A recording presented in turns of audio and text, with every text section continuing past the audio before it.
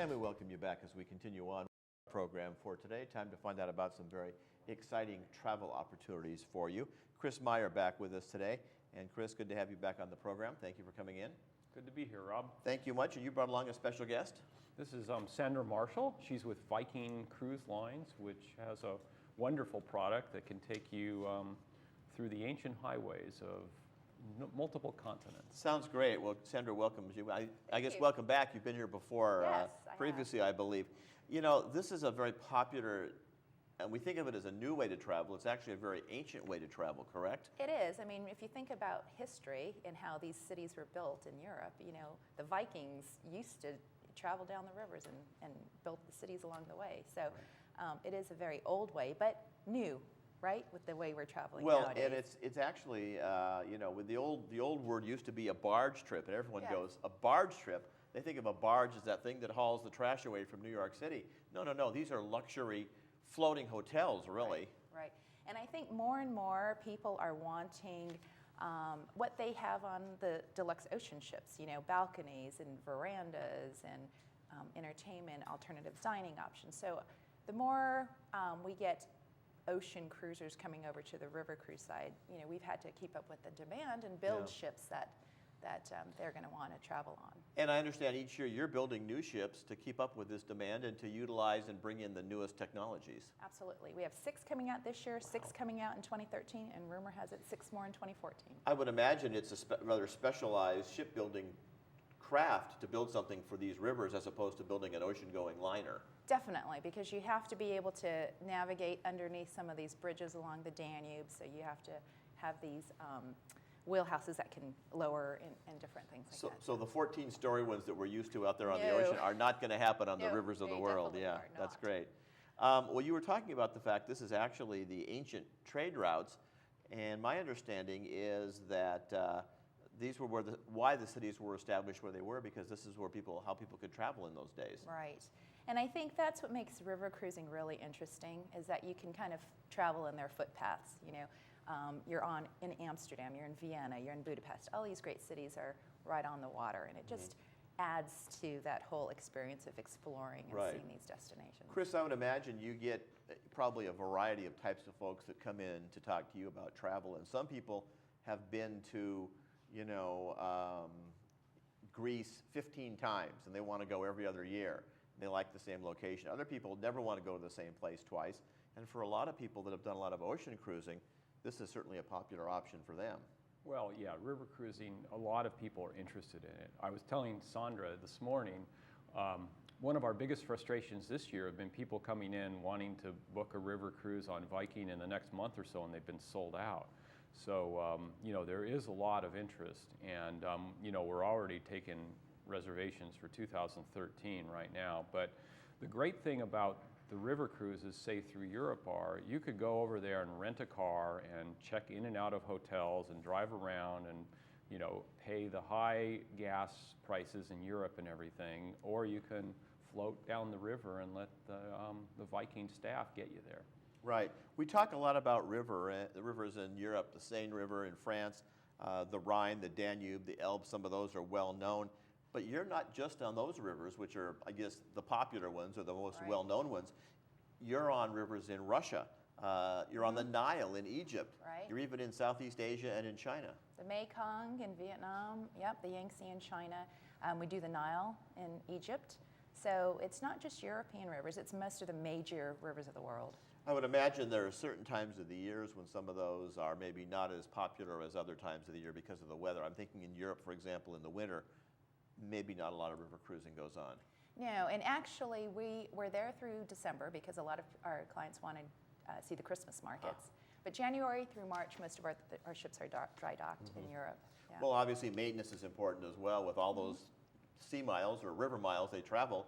Occasionally get them into dry dock and making sure everything's correct on the hull and all that. Yeah, that's very important as well. I would imagine that the newer ones like the Mekong and the Yangtze are maybe, for people that have done the European ones, are looking at some of those Asian ones. I think so. Most of our guests seem to do a Danube or a Rhine, a 1 week, and that's their first cruise. Once they've done that and they experience it, then they do move on to the more exotic, the Russias, the Chinas, the Vietnams, definitely. I guess it's kind of the same way with cruising. People would say, if I've never cruised, that they're going to take a 1 week Mexico cruise or something, or maybe an Alaska cruise for their first time, and then they get more adventuresome and want to go all over the world. Hopefully for you, they want to go all over the world. So it sounds like almost an educational process for you in the travel business. It's an educational process for us, and we were just talking about what a great education travel is, and anybody who's traveled knows that.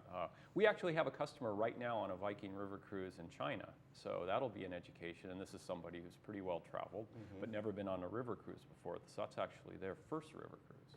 It's interesting, how many people have been to places, whether it was with their employment or with the military or whatever it might be, but yet maybe there's parts of the world they've never seen, and these are some great ways to see them. You were mentioning various places. What are the length of most of your trips?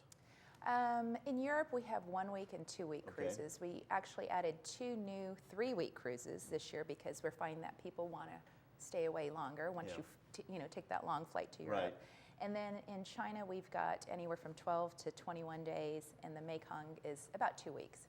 So anywhere from 1 to 3 weeks. One of the things that I think a lot of people realize when they take a conventional sea cruise is there's lots of options.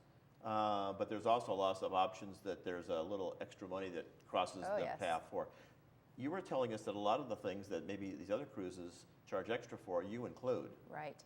And I think that's one of the things that really makes Viking River Cruises a great value. We include beer, wine, and soft drinks at lunch and dinner. And any of us that have taken a cruise and just wanted a soda at lunch and dinner know those things add up quickly. If you want champagne, you can have that at breakfast. We do include an optional or a shore excursion daily.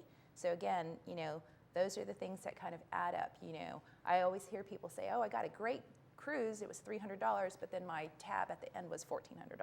There are no big surprises like that. Once you pay for the cruise, you've got shore excursions daily. Like I said, those drinks are included. But there are things to see, not just the boat itself and the right around the dock, but inland into the towns.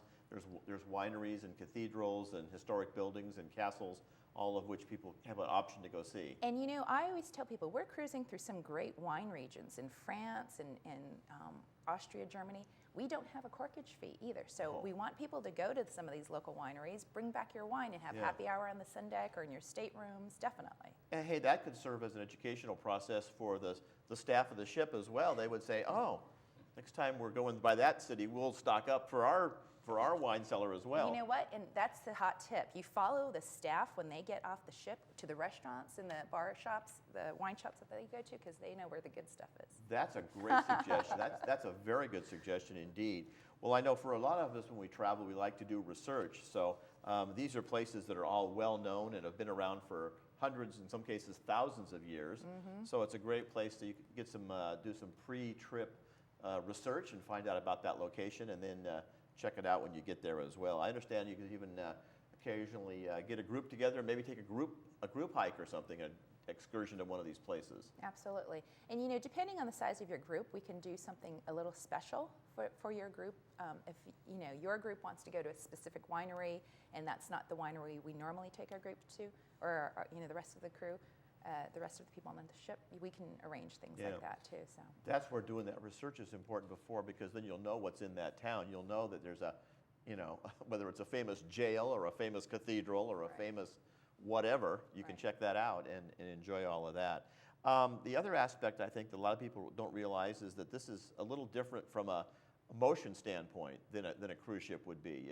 Relatively flat, relatively not too many waves to contend with. Absolutely, and one of the things that people say is that I never took a cruise because I thought I'd get motion sick or not crazy about being in the open blue water. Here, when you're on the ship, you can see land on either side. So if you're a little bit hesitant about cruising for that reason, and then you're right. On the rivers, you really don't feel much motion. That's at all. really, really great. Well, Chris, you have a wide variety of things you can share with folks. The complete lineup of the Viking cruises on the rivers of the world. Sounds great. Yes, we have some great maps showing all the places Viking goes. For those that don't know, where's your office located? Over by Trader Joe's in the Oakbrook Village Center, right between Trader Joe's and Woody's. Great. Go on by and check it out. Talk to Chris. Find out about your next traveling experience. And Sandra will be happy to provide Chris with plenty of brochures to hand out, I'm sure, to give you all the information on that. Thank you both for joining us today. Thank you. Very interesting way to Rob. travel the world. Sounds exciting. We'll be coming right back with more as we continue with our program for today, right after this break.